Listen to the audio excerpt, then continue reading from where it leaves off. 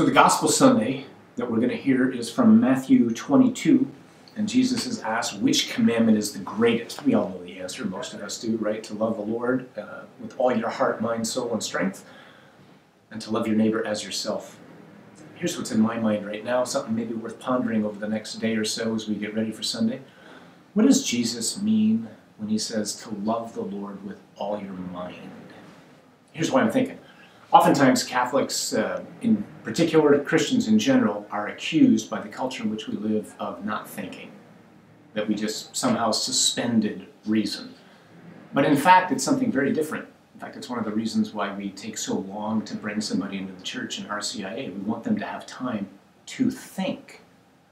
So I think there's at least two things that are worth pondering as we get ready for Sunday. One, what's the use of reason, the role of reason? Why did God give me a mind?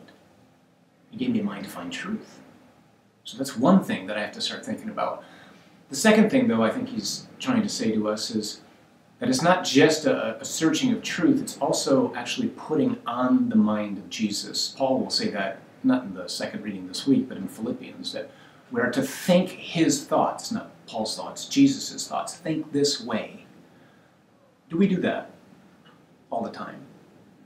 Are we letting the mind of Christ really shape us? Are we striving to conform our minds to his about everything in reality, perhaps especially about who God is, and especially about the dignity of every single person that I see? So if I think with Jesus' mind, then everyone I see, no matter where I see them, I'm going to see as somebody loved by the Father, so important to God that for them he's become flesh and gone to the cross.